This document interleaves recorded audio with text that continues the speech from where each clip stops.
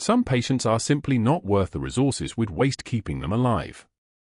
That is what Dr. Whitfield said 47 minutes before Master Chief Petty Officer Natalie Hayes proved him catastrophically wrong. Cedar Creek Medical's fluorescent lights hum their constant mechanical song over sterile white hallways. The smell of antiseptic mixed with floor wax sits heavy in the third-floor ICU. It is a smell Natalie has learned to breathe through without flinching, the same way she breathes through everything else. She moves through the ward with the kind of invisible efficiency that makes her easy to forget, a floor nurse for 3 years, hand steady as she checks vitals, adjusts fall lines, monitors the soft beeping of machines that never sleep. Her movements are precise in a way none of her colleagues notice. In her locker downstairs, wrapped in plastic beneath her spare scrubs, sits a pair of combat boots. The leather is worn. Sand is still embedded in the creases, Iraqi sand that refuses to wash clean, a texture she runs her fingers across some mornings at 0500 when the hospital is quiet. She keeps her left forearm covered with long sleeves even in Atlanta's brutal summer heat. The scar there tells a story she never tells. No one asks. Dr. Whitfield enters the grand rounds room at 0743 with the confidence of a man whose decisions are never questioned. He is tall in the way that suggests someone has spent a lifetime getting his way. His Rolex catches the light as he gestures toward the chart of Captain Marcus Trent, recently arrived from Landstuhl Regional Medical Center via military airlift. 23 residents take notes as Whitfield speaks. His voice carries the weight of institutional authority. The kind of voice that has killed more cases through abandonment than any disease ever could. Catastrophic bilateral chest trauma, Whitfield says, not looking at the notes. Multiple organ compromise. Blast mechanism injury from Baghdad. IED detonation at point-blank range. We've already done the math. The math doesn't work. A resident raises a hand. Whitfield nods. What's his prognosis, sir? The resident's voice is tentative, hopeful. He is new. Whitfield smiles. It is the smile of a man who enjoys being right. Some patients are simply not worth the resources we'd waste keeping them alive. This one fits that category perfectly. We'll make him comfortable. We'll manage his pain. But let's be clear with each other, he's a futility case. Not a patient. A case. And cases like this one drain resources from patients who can actually be saved. The room nods. The machinery of institutional consensus moves forward, smooth and efficient. Natalie is not in that room. She is on the 3rd floor, adjusting the flow rate on Mrs. Chen in bed 312, listening to the soft hiss of oxygen through the nasal cannula. But she will know what was said. The words will reach her through the invisible network of hospital gossip, the way all damaging words do. The phone rings at 0847. Code blue coming in. The ICU mobilizes. Natalie moves toward the trauma bay with a calm that comes from somewhere deeper than training. Her badge catches light as it swings against her scrubs. In her pocket, barely visible, sits a challenge coin worn smooth from years of being turned over and over in the dark. She touches it sometimes without thinking, the way a religious person touches a cross. Captain Marcus Trent arrives on the gurney at 0853. He is 34 years old. He has served 14 years in the 3rd Battalion, 75th Ranger Regiment. His chest is wrapped in layers of field dressing that are already soaked through with blood that no longer looks like blood, it looks like the color of letting go. His eyes are open. They are the kind of eyes that have seen things that don't exist in civilian hospitals, things that change the shape of a person's vision forever. The trauma team swarms. Dr. Morrison is first. He is competent in the way many emergency physicians are competent, thorough, by the book, efficient at the business of triage. He examines Trent's chart. He looks at the imaging. He listens to a full briefing from the airlift crew about the mechanism of injury, about the fact that Trent flatlined twice during transport and had to be brought back both times through chest compressions that cracked his sternum. Morrison looks at the chest. He palpates for breath sounds. He orders a portable chest X-ray. He waits for the results. The machine whirs. The image appears on the screen. What they see is a chest that looks like a geography of catastrophe, bilateral hemopneumothorax, cardiac tamponade, pulmonary contusion so severe the lungs themselves are drowning. Morrison exhales slowly. He removes his gloves. Natalie watches his hands move, watches the decision crystallize across his face like a chemical reaction. It's not viable, Morrison says to nobody in particular. The injury pattern is incompatible with survival. I'm going to recommend we shift to palliative care immediately. He walks out at 0927. Just walks out. The sort of exit that carries no drama, no weight. Simply a man who has looked at numbers and made a calculation, and the calculation said, stop. Natalie moves closer to the bedside. Captain Trent's eyes track toward her. He is on sedation now, but consciousness is still there, flickering behind the medication like a light trying to stay on. His hand moves slightly. It is not much of a movement. But it is a movement toward her, not away. I'm here, she says. Her voice is soft. The voice she uses with all her patients. The voice that belongs to just a nurse, nothing more. You're going to be okay. It is not a lie exactly. It is more complicated than that. It is a statement from a person who has decided what okay means and will not let the numbers change her mind. The second doctor arrives at 10:43. Dr. Patel this time. She is thorough. She reviews every test, every image, every data point. Her expression grows progressively more sorrowful. When she is finished, she sits down with a heaviness that suggests she has delivered this particular message too many times. I cannot in good conscience recommend continuing aggressive intervention, she tells the family liaison officer, though there is no family present. Trent is alone in this. No one to make the decision except the doctors, and the doctors have decided that he is not worth deciding for. She leaves at 11:21. Natalie does not watch her go. She is already accessing the digital thermometer, checking temperature, checking the flow of the vasopressors that are working so hard to hold Captain Trent upright. The machines are pushing chemicals into his blood so his heart will keep beating against all logic. Dr. Hayes, one of the respiratory techs, calls out. Everyone here calls her Hayes. No one knows it is not just her last name. Trent's O2 sat is dropping, the tech continues. Down to 78. He needs to be intubated. Natalie moves with the precision of someone who has intubated patients in places where you do not get a second chance. She gathers the equipment. She positions Trent's head in the sniffing position, the alignment that opens the airway like a corridor. She has the endotracheal tube ready, 7.5 mm, the size for a man his age and weight. The fluoroscope glows. She passes the tube smoothly, watches it disappear past the vocal cords, feels the satisfying confirmation when his lungs receive their first mechanical breath. O2 sat climbs. 91. 93. 96. The third doctor comes at 13:44. Dr. Chen. Then Dr. Rodriguez at 16:08. Then Dr. Okafor at 19:23. Each one looks at the same information. Each one arrives at the same conclusion through the same logical pathway. Each one walks away shaking their heads with the kind of gentle sadness that comes from being forced to acknowledge human limitation. 10 doctors. That is what it takes. 10 medical professionals trained to heal who examine Captain Marcus Trent and decide that his case is not a case but a conclusion. That the ending is already written and the only humane thing is to accept it. But Natalie does not accept it. She stays. Hour after hour, she stays at his bedside, checking vitals, adjusting medications, watching the monitors like they are maps of territory she intends to defend. When the fourth doctor walks away, she does not flinch. When the seventh doctor sighs and removes his gloves, she does not break composure. She simply continues. One breath. Then another. One heartbeat.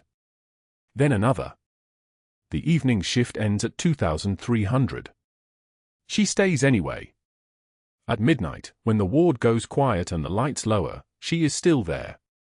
Captain Trent is sedated now, his chest rising and falling with the mechanical rhythm of the ventilator, and Natalie sits in the chair beside his bed with her own breathing synchronized to his, in and out, the way they teach you to do when you are leading a team through hostile territory and one of your people is bleeding faster than the tourniquet can control. She knows what the 9th Doctor will say. She knows what the 10th Doctor will say. She has heard the logic so many times it has become a sound, like the machines, like the constant hum of the building itself. But none of it changes what she sees when she looks at this man. None of it changes what her hands remember how to do. The night stretches forward. Rain begins to hammer against the windows of Cedar Creek Medical, the sound percussion against glass, the rhythm of a storm that has no mercy and no patience. Natalie does not move. She sits in the dark beside a captain who should already be dead according to the calculations of science, and she makes a silent promise to someone, God, the universe, herself. It does not matter that 10 doctors might walk away from this case, but she will not be the 11th. The Grand Rounds conference room at Cedar Creek Medical smelled like antiseptic and something else, the particular staleness of air that had been breathed by the same 30 people for too long. 20 residents sat in tiered seating, their notebooks open, their pens poised, waiting for Dr. Whitfield to begin his morning sermon on protocol and proper boundaries. Natalie stood in the corner near the door, summoned without explanation, still in her scrubs from the night shift. She had not slept. She had not left Captain Trent's bedside except to change her gloves. Let's discuss what happens, Dr. Whitfield began, his voice carrying the particular authority of a man who had never been questioned in his own institution, when nurses forget their place. He gestured toward Natalie without turning to look at her, as if naming her directly would soil his mouth. Nurse Hayes here has spent 18 hours obsessively monitoring a terminal case. Wasting hospital resources on false hope. She's adjusted ventilator settings without physician orders. She's questioned attending decisions in front of junior staff. She's essentially conducted her own medical assessment of a patient whose prognosis is absolute. He paused, letting the word settle. This is hero complex syndrome. Write it down. Some nurses watch too much television and think they're surgeons. Think they know better than the collective experience of the medical team.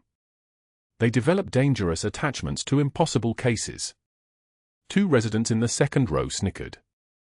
One wrote something in his notebook, then underlined it. Natalie's jaw clenched once, a single muscular contraction that lasted perhaps 1 second. Then it released. Her hands remained still at her sides, palms facing forward, the posture of someone who had learned that visibility invited scrutiny. She did not look down. She did not blink. She simply waited, the way soldiers wait during inspections, present but somehow absent. Dr. Whitfield continued for another 7 minutes, never addressing her directly again, using her as a cautionary example, a teaching moment about the dangers of boundary dissolution. When he finished, he dismissed the conference with a wave.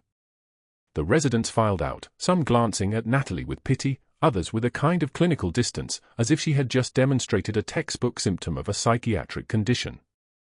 The walk back to the ICU took 4 minutes. The elevator doors hissed open on the 4th floor. Natalie's shoes clicked on tile in a measured rhythm, 1, 2, 3, 4. Her breathing remained steady. In the supply closet on the 3rd floor, she stopped for exactly 5 seconds and leaned against the metal shelving. Her eyes closed. Her shoulders dropped. Then she straightened, opened the door, and continued to work. By late afternoon, she had watched 3 more doctors visit Captain Trent's bedside. Dr. Morrison at hour 2, a cardiologist with a reputation for pragmatism, had spent 4 minutes reviewing the chest X-ray and declared the case futile. The blast damage is too extensive, he had said to his resident, not to Natalie. Organ perfusion is already compromised. This is comfort care territory. He had written a note in the chart and left without making eye contact. Dr. Patel had arrived at hour 5, a trauma surgeon with 20 years of experience, and she had shaken her head slowly while looking at the monitor readings. Not viable, she had said quietly, and walked away without ordering any additional interventions. Dr. Chen at hour 9 had reviewed the labs, said not viable, and moved to the next patient. 8 more doctors cycled through over the next 9 hours. 8 different assessments, all reaching the same clinical conclusion. Dr. Rodriguez at hour 11. Dr. Sharma at hour 13. Dr. Elliott, Dr. Patel again, Dr. Morrison again. They rotated like a shift change, each one adding their voice to the chorus of futility. Some stayed longer than others, but none of them touched Captain Trent as if he might survive. Their hands were gentle, their voices were kind, but their eyes held the particular resignation of clinicians who had learned to recognize the boundary between fighting and prolonging suffering. That was 10 doctors. 10 separate declarations that the case was beyond intervention. 10 moments when Natalie could have stopped, when she could have accepted the consensus, when she could have stepped back and let the system work as it was designed to work.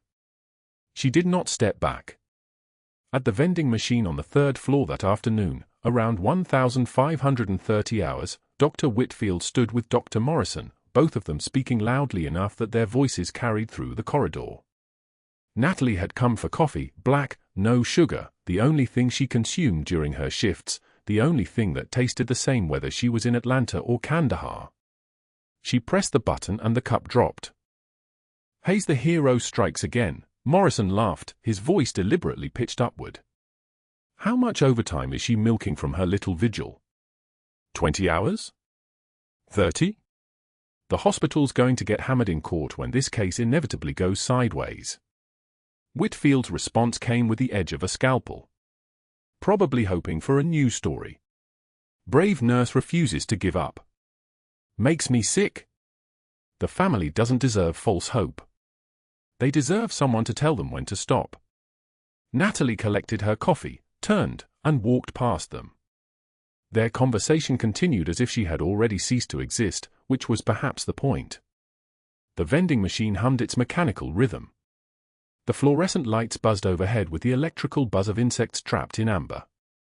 She moved past them, 2 steps, 3 steps, 4, and their laughter followed her like a wake. In the supply closet 30 seconds later, alone between shelves of sterile gloves and compression bandages, she leaned against the cool metal wall. Her breathing was controlled. Her hands did not tremble. But her eyes closed for 5 seconds, then 10, and in that darkness she allowed herself to feel the weight of it, the isolation of standing against consensus, the vulnerability of caring when caring had been explicitly forbidden. She thought of the briefing. 6 years earlier. The Pentagon official in the grey suit. Master Chief Hayes, your service record is being sealed. You will receive a new Social Security number. You will never acknowledge your military service. You will never contact your unit. If you surface, people die. Do you understand? She had understood. She had accepted a new name on a new identification card and a job as a floor nurse because it was the only way to disappear completely, to become ordinary enough that no one would look twice, that no one would recognize the calluses on her hands or the way she moved or the particular kind of calm that comes from having already survived the worst. But standing at a patient's bedside changed the equation. Caring changed it. When you made a promise to someone, God, the universe, yourself, the thing did not matter, you became accountable to something larger than protocol.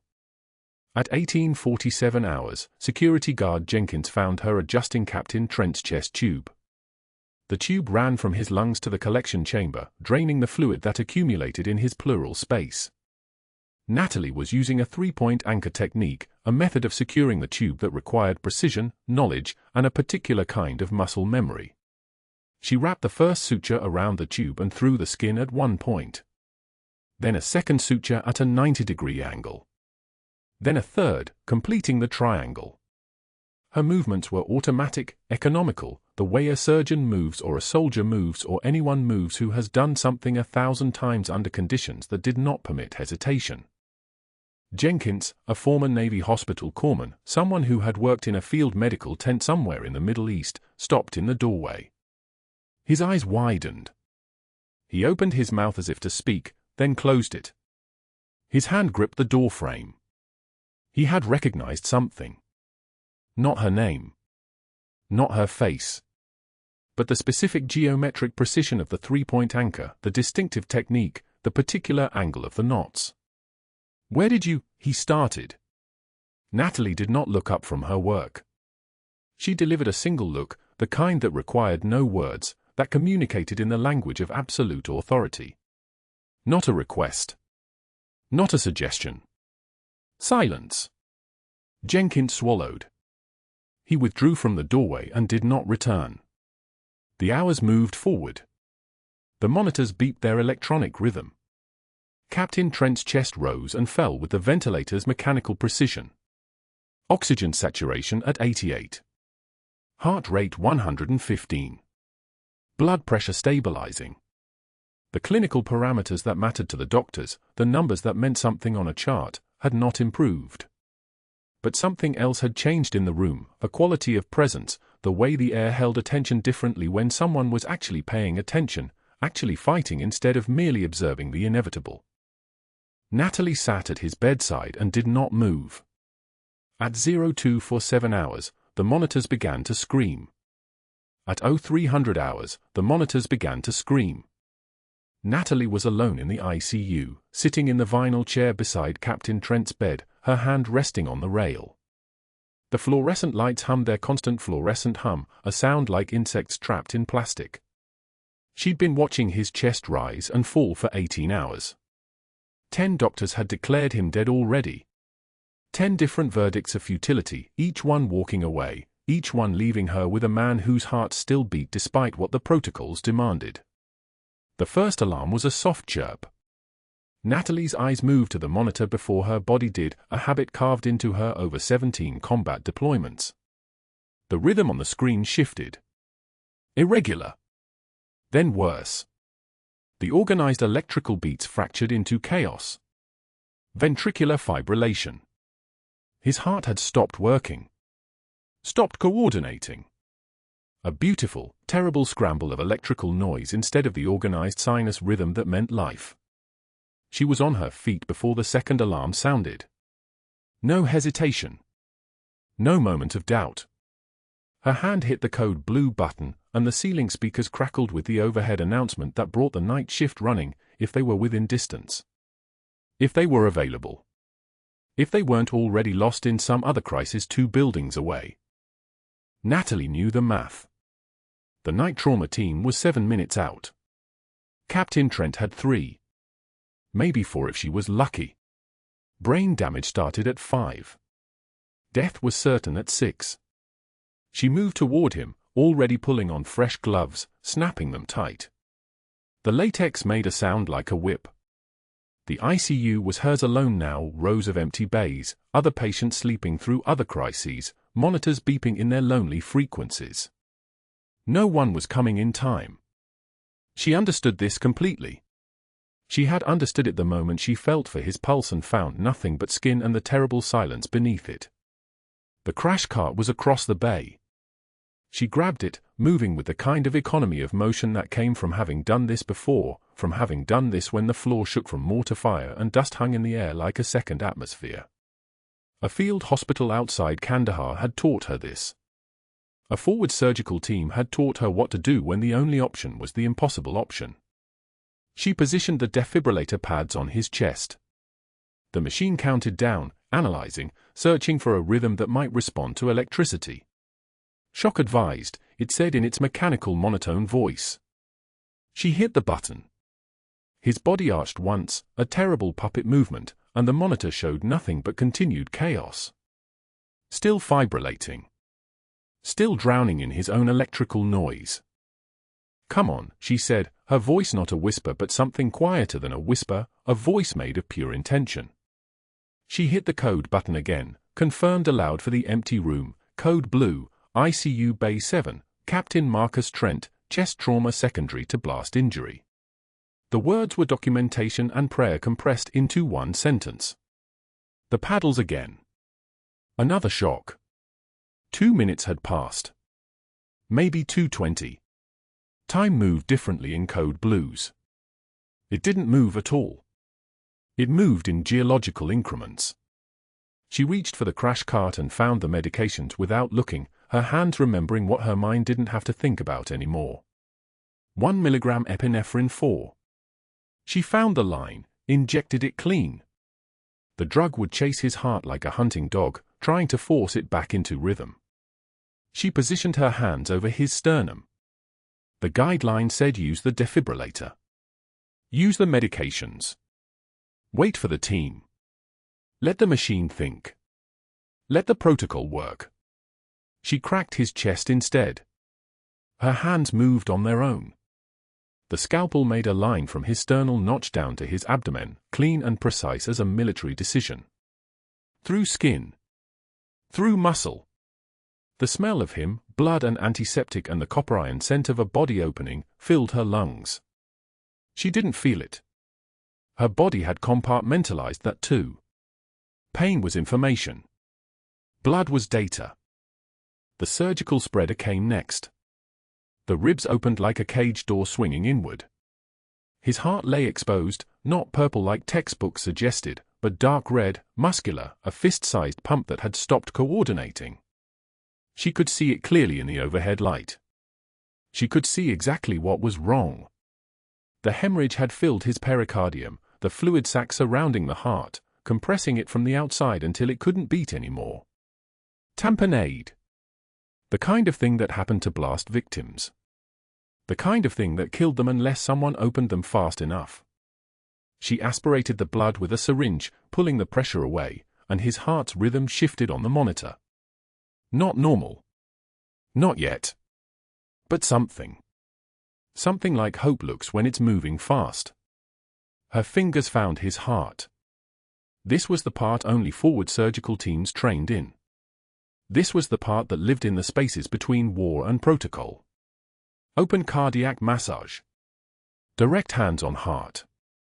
Her fingers found the apex, found the familiar rhythm she'd used in a field hospital in Kandahar, the three-point anchor technique that didn't come from medical school but from necessity. From desperation. From a medic named Sergeant Holloway who'd shown her this once under fire and said, if the heart stops and you're alone, you become the heart. She compressed. Fingers finding the rhythm like a dancer finds music. 1, 2, 3. Release. 1, 2, 3. Release. The beat became her beat. Her hands became his hands. The monitor showed the world responding, his blood pressure climbing, oxygen saturation rising from the desperate lows back toward something survivable. 75. 80. 88. The curve going north. She maintained the rhythm, talking to him without words, her hands doing all the conversation he needed. Not done yet, Captain. Not done yet. For minutes since the alarm. 5 since she'd hit the code button.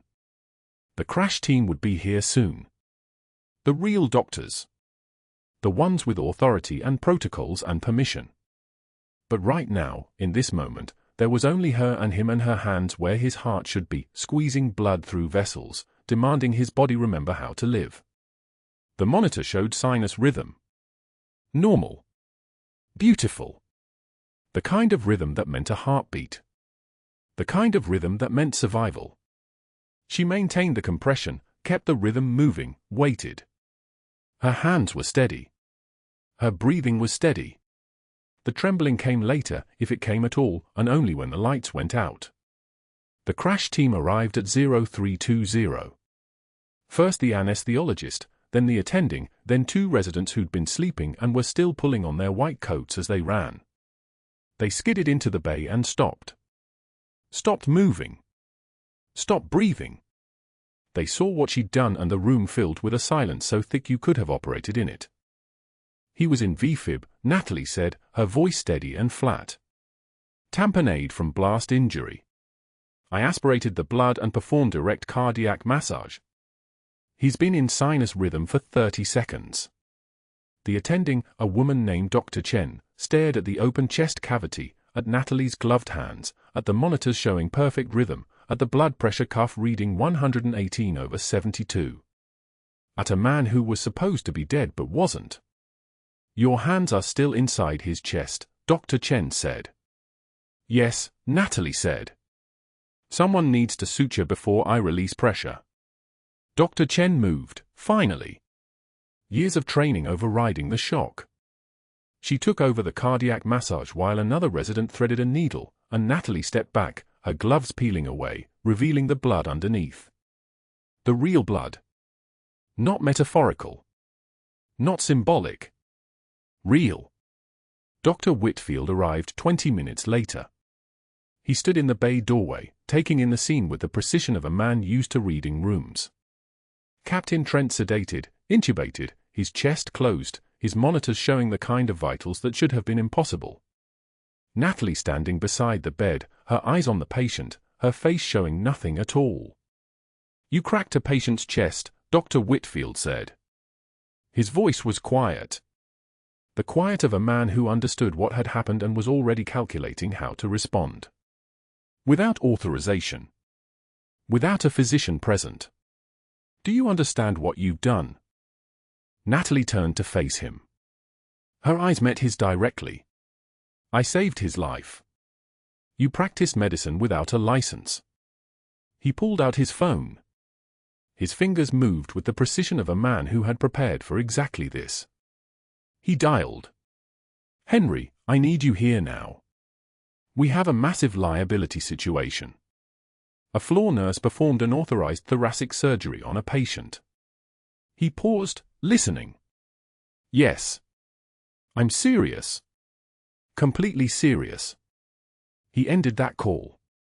Made a second one immediately. His voice shifted, becoming the voice of a doctor protecting the institution, the voice of responsibility and concern, and the sound of someone covering themselves before the avalanche started. "State Nursing Board, please. This is Dr. Marcus Whitfield, Chief of Surgery at Cedar Creek Medical. I need to file a formal complaint regarding a nurse who performed unauthorized surgical procedures on a patient without physician supervision." "Yes. I'll hold." Natalie didn't move.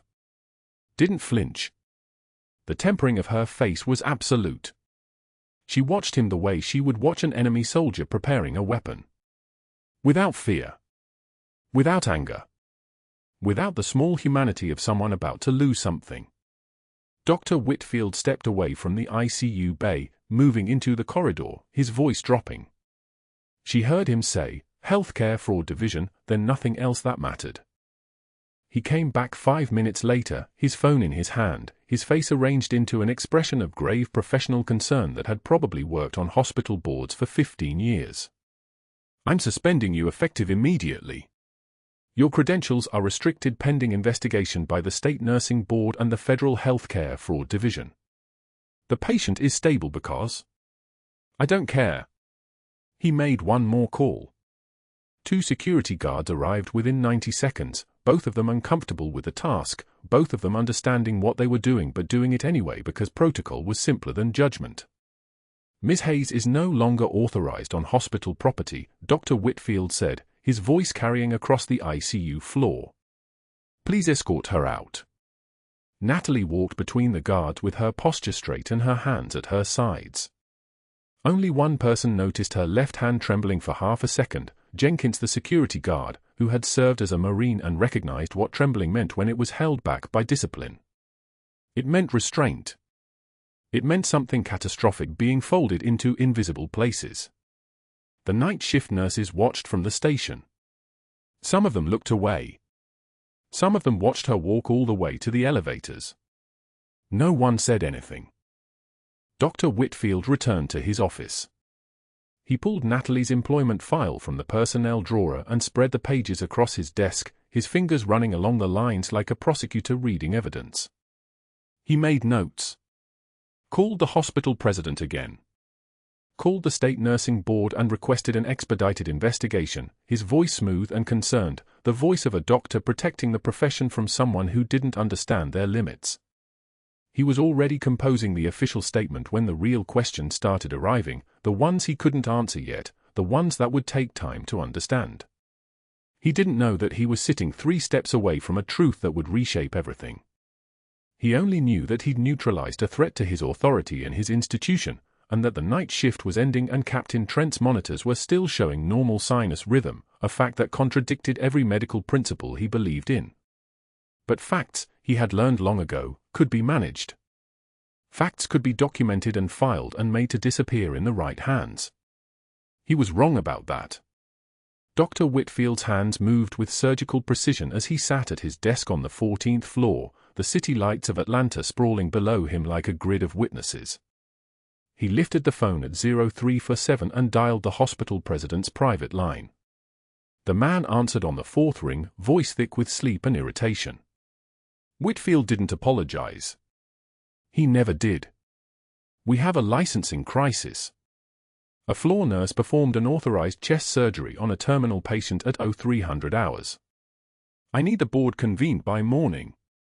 The president was awake now. Whitfield could hear the sheets rustle, the small gasp of understanding.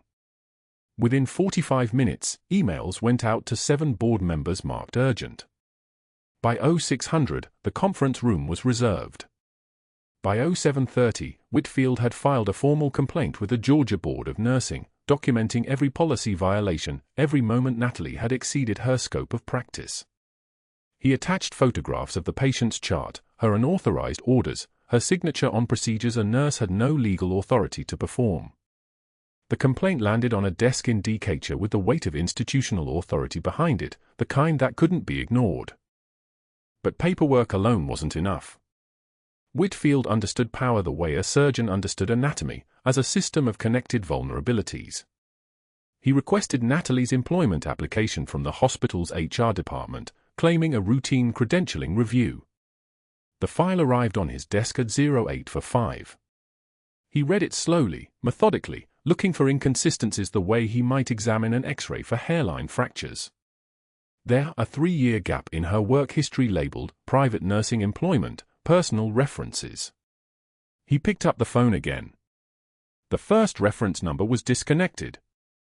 The second went to a woman in Nashville who said she'd never heard of Natalie Hayes. The third was a clinic in San Francisco that had closed in 2019. He documented each one, time-stamped each failed call, built a careful architecture of discrepancies. On paper, Natalie Hayes looked like someone hiding something. Which meant she was hiding something, and Whitfield was going to exploit it. The termination hearing was scheduled for 1400. Natalie sat alone on one side of the long boardroom table, her hands folded in front of her, completely still. Across from her, Whitfield, the hospital president, the chief nursing officer, and a lawyer from risk management whose suit cost more than Natalie made in a month. The lawyer opened a folder. We've reviewed the circumstances surrounding the unauthorized procedure performed on Captain Trent at approximately 0300 hours yesterday morning, she began, her voice carrying the rehearsed tone of someone reading from a script. Whitfield slid documents across the table, 10 pages, neatly ordered, each one a small hammer. Unauthorized chest surgery. Practicing medicine without a license. That's not a gray area, Ms. Hayes. That's criminal. He leaned back in his chair, savoring the moment. Additionally, there are irregularities in your personnel file. Your employment history contains gaps. Your listed references either don't exist or deny knowing you. One has an invalid phone number. He smiled, the expression of a man who has already won. I've contacted the Georgia Board of Nursing with a formal complaint. I've also reached out to federal authorities regarding potential healthcare fraud and identity irregularities. Natalie didn't move. Not a twitch. Not a breath that registered. Her voice, when she spoke, came out level as a cardiac monitor. I did what was necessary to save a patient's life. You violated federal law, the lawyer countered, making a note. And you misrepresented your credentials on your application. The boardroom windows overlooked the parking lot where Natalie's car sat in the employee section. Outside, Atlanta's morning traffic moved in rivers of metal and intention. Inside, there was only silence and the sound of pen on paper. Whitfield's phone sat on the table in front of him, black and waiting. At 14:28, he made a single call. 20 seconds later, 2 security guards appeared at the boardroom door, their presence enough to end the conversation without words. The board voted unanimously. Effective immediately. Recommendation to revoke her nursing license. Recommendation to the state board regarding identity fraud. The president didn't look at her when he announced it. The lawyer gathered her documents. Whitfield watched Natalie stand, one motion, fluid and controlled, nod once, and walk out past the guards. The night shift was changing over when she left the building.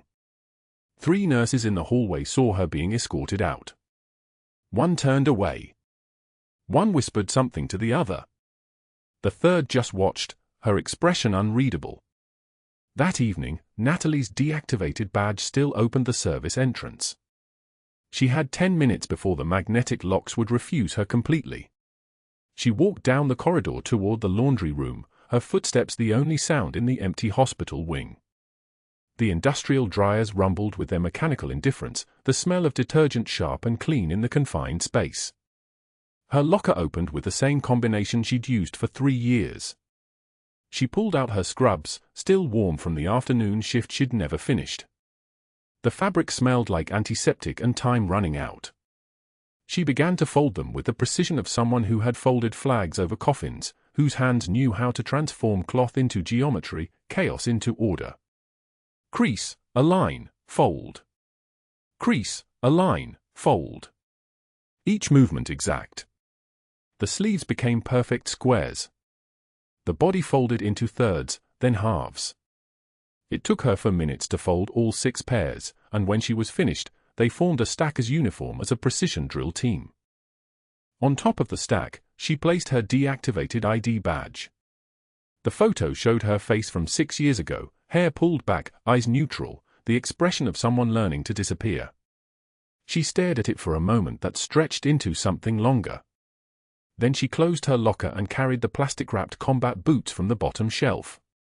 They were worn, the leather cracked at the heels, Iraqi sand still visible in the creases and crevices. She'd never thrown them away. Some things you didn't throw away. They were evidence. They were prayer. They were the only witnesses to what she'd done in the dark, and leaving them behind felt like abandonment. The parking lot was empty except for her car. She sat behind the wheel without starting the engine, the keys heavy in her hand. She allowed herself 60 seconds. Eyes closed. Breathing measured and controlled, the kind of breathing she'd taught herself in the dark after operations that couldn't be discussed, in safe houses where names were lies and documents were forgeries. 60 seconds to feel the weight of it, the 3 years at Cedar Creek, the career she'd built, the careful normal life she'd constructed. Gone. Burned. Because she'd made a promise to Captain Marcus Trent in Baghdad 6 years ago, and some promises transcended everything: law, protocol, logic, safety, survival. She turned the key. The engine started. She drove home through Atlanta traffic, past shopping centers and warehouses and the kind of ordinary life that most people lived without understanding its fragility. Devon was waiting on the porch when she pulled into the driveway of their small house in Marietta. He was 17, tall like his father had been, with a stillness that reminded her of herself before the wars. "Mom," he asked, "just that, just her name." She got out of the car, still holding the plastic-wrap boots. "I'm going to tell you a story that you can never repeat," she said. "Not to friends. Not to teachers. Not to anyone. And tomorrow morning, you're going to understand why." She sat beside him on the porch steps, the evening air cooling around them, the distant sound of traffic like the white noise of normal life happening to other people. 12 years ago, I made a choice. I chose an oath that meant I had to disappear. I chose to be someone else, to have a different name, a different history. And for 6 years, I kept that promise. But yesterday, she paused. Yesterday, a soldier needed me in a way that mattered more than the oath. Devon didn't say anything. He was smart enough to understand that some stories came with weight, that some conversations happened in silence as much as words. She handed him the boots. He held them like they were sacred, which in a way, they were. In the laundry room at Cedar Creek, her folded scrubs would sit on the counter until someone in housekeeping threw them away. Her badge would be processed and destroyed. Her records would be flagged and reviewed. The machinery of institutional power had been set in motion, and Whitfield had made sure that by morning, every organization that mattered would have her name flagged in their systems. But that wasn't the worst part. What Whitfield didn't know, what nobody could know yet, was that Master Chief Petty Officer Natalie Hayes had already made her second call, the one to the number that was never supposed to be dialed, the one that had been programmed into her phone with explicit instructions to use it only if everything broke. The Pentagon's direct line. The voice on the other end had listened to 18 seconds of explanation before saying, "Stay put. Help is inbound." And at that moment, in his office on the 14th floor overlooking Atlanta's lights, Whitfield was already history. He just didn't know it yet. The boardroom door burst open and Devon Hayes stood in the threshold, 17 years old, holding a showbox like it was made of glass. His hands trembled, not from fear but from the weight of what he carried. The room fell silent. The hospital president looked up from his legal pad. Dr. Whitfield's jaw tightened. "Excuse me, this is a closed hearing." Devon ignored him completely. He walked straight to the long mahogany table where his mother sat, still in her deactivated Cedar Creek ID badge clipped to her scrub pocket like a scar that wouldn't heal. "Mom, they need to see these," he said quietly. His voice carried the kind of certainty that only comes from a child who has watched his parents sacrifice everything in silence. He opened the show box. The silver star caught the fluorescent light first, the medal hitting the table with a soft metallic clink that sounded like a bell tolling in a cathedral. 3 purple hearts followed, each one spinning slightly as it settled on the polished wood. The room didn't just go quiet. The silence became a physical thing, dense and suffocating, the kind of silence that happens when people realize they've been standing next to a legend the entire time and never knew it. A man in the back row, the hospital's head of maintenance, a janitor named Clayton with silver threading through his beard, stood up slowly. His uniform was navy blue, the edges worn soft from 20 years of mopping these same corridors. "That's Master Chief Hayes," he said quietly, and the words landed like a charge detonating in a confined space. His voice shook slightly. "I served with the 160th SAW. I know what those boots mean.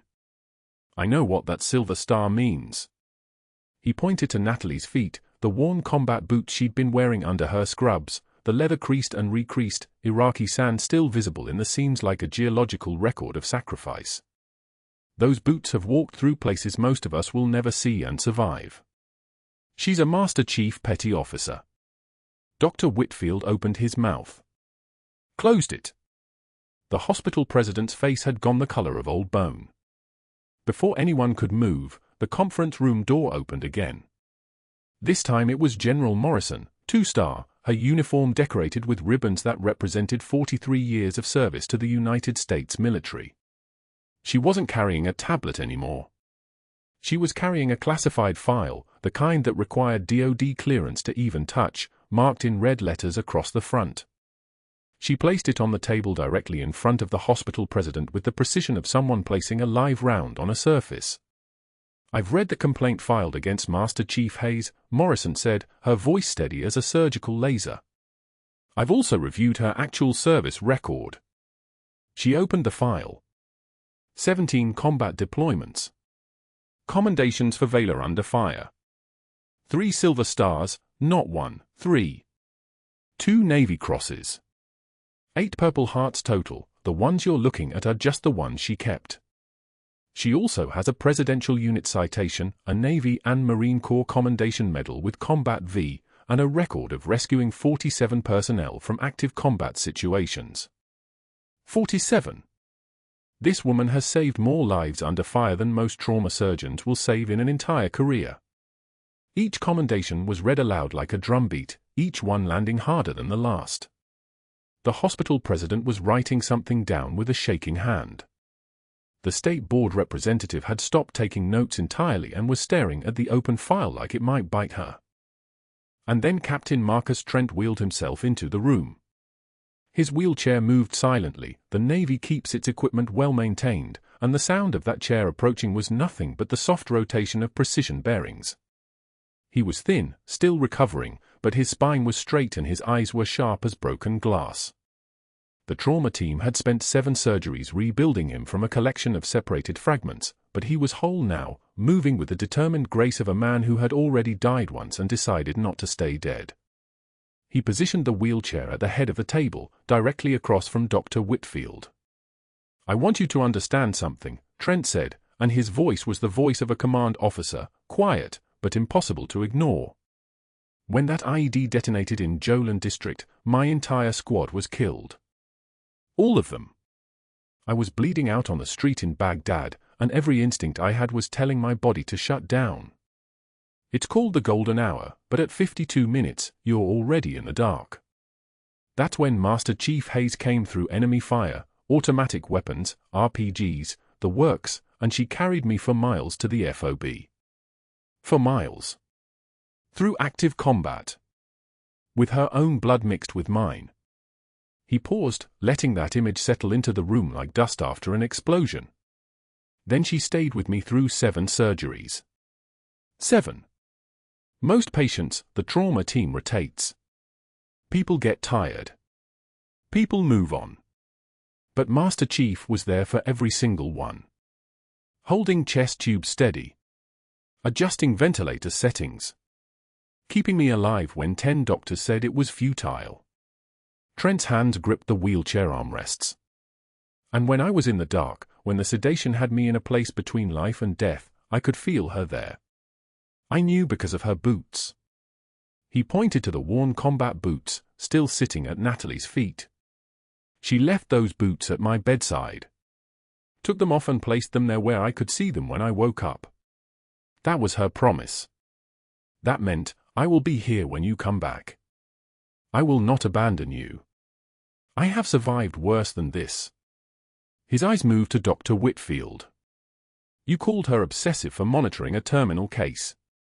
But there was no terminal case in that ICU. There was just a patient who needed someone to believe in him when the system had given up. Master Chief believed. And I'm alive because of it." The hospital president stood up abruptly, his chair scraping back with a sound like a warning. "Dr. Whitfield, my office. Now." But before they could leave the room, General Morrison held up a tablet, a different one this time, with red warning headers flashing across the screen. "There's another issue," she said, her voice carrying the weight of military authority in a civilian space. "I had Army CID review the complaint filed with the State Board. The one that alleged discrepancies in Master Chief's work history." She turned the screen toward the president. "Dr. Whitfield's submission includes altered personnel records. He changed employment dates. Added notes that don't appear anywhere in the HR database. Notes designed to make her background appear fraudulent." The president's face shifted from confusion to understanding to horror in the space of 3 seconds. "He did what?" General Morrison's expression didn't change. "Falsified federal documents to justify a termination. That's a federal crime. Filing false statements with a federal agency is a felony." Dr. Whitfield's mouth opened and closed like a fish struggling in air. "I was protecting this hospital from liability. Those gaps in her history were suspicious. I had every right to." "You forged documents," the president said, his voice shaking with a rage that had nowhere to direct itself except inward at his own judgment. "Do you understand what you've done to this institution?" The State Board representative was already dialing her phone. Within 4 minutes, 2 FBI agents walked into the boardroom. They had been in the building already, investigating Whitfield's fraud complaint against Natalie, but now they were here for him instead. The air pressure in the room seemed to shift, as if the space itself was recoiling from what was about to happen. "Dr. Marcus Whitfield," the lead agent said, "you're under arrest for falsification of federal documents and filing false statements with a federal agency." The handcuffs clicked onto his wrists in that same boardroom where he presented his case against Natalie just 72 hours earlier. The same board members who had voted to terminate her watched in stunned silence as the agents guided him toward the door. He passed the nurses' station on the way out, the same nurses who had watched Natalie's perp walk just 2 days before, escorted from the building like a criminal when she was the only one in the hospital who had actually saved a life. Sharon, the charge nurse, whispered to another staff member, "Hayes the hero was right all along." Whitfield heard it. His face went red, but the agents were already moving him toward the elevator. His career wasn't just over. It had been destroyed by his own hands, forged signatures and falsified dates becoming the rope he'd used to hang himself with. In the boardroom, Captain Trent looked at Natalie across the table. "You broke your cover for me." His voice was steady, understanding exactly what that choice had cost her. "You were dying," Natalie said simply. Just 4 words, no elaboration, no apology, no explanation. That was the only answer she needed to give. General Morrison closed her tablet and looked at the hospital president. "Master Chief, your orders are rescinded as of now. Your service record is reinstated. And I'm recommending you for Cedar Creek's new Veteran Trauma Program Director position. Full authority, full resources, whatever you need." The president nodded frantically, understanding that he was standing in the presence of something that transcended hospital hierarchy, federal protocol, and the fragile ego of men in positions of power. "Approved. Whatever she needs. A complete new contract. Full benefits. Whatever compensation." "I don't need compensation," Natalie said. "I need to help the next one." That's when people in the room understood what they were really looking at. Not a nurse who had been wronged. Not a soldier who had been exposed. But a person whose entire life had been built on the principle that some promises you keep regardless of the cost, some patients you don't abandon when 10 doctors say there's nothing left to do, and some boots you wear in a battlefield knowing full well they might be the last thing you ever stand in. 6 months later, Cedar Creek Medical's 4th floor had been transformed. The Veteran Trauma Center occupied the entire level, funded by a DoD partnership and private donations that had started flowing in once the full story broke, not the hospital's version, but the real one. Master Chief Petty Officer Natalie Hayes ran the morning trauma rounds, leading a team that included 2 former combat medics from the 75th Ranger Regiment, a Navy surgeon who'd served at Kandahar Airfield, and an Army anesthesiologist with 18 years of critical care experience. The team moved through the ICU with the coordinated precision of people who understood that the difference between life and death was sometimes measured in seconds and always measured in the quality of the person holding the instruments. Captain Trent worked downstairs as a patient advocate, helping other veterans navigate the system that had almost failed him. In Master Chief's office, on the wall where Dr. Whitfield's framed medical diploma used to hang in some other hospital, there was now a single photograph, those worn combat boots, placed side by side on a white surface, the leather still creased and scarred, Iraqi sand still visible in the crevices. A small bronze plaque beneath it read, "The ones who have seen the worst often give the most."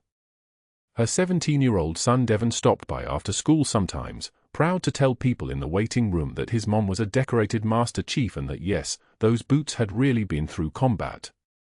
Across town, Dr. Marcus Whitfield taught CPR certification classes at Atlanta Community College for $18 an hour, his medical license suspended pending the resolution of federal charges, his name scrubbed from Cedar Creek's donor wall, his reputation destroyed not by malice but by the simple truth of what he'd done.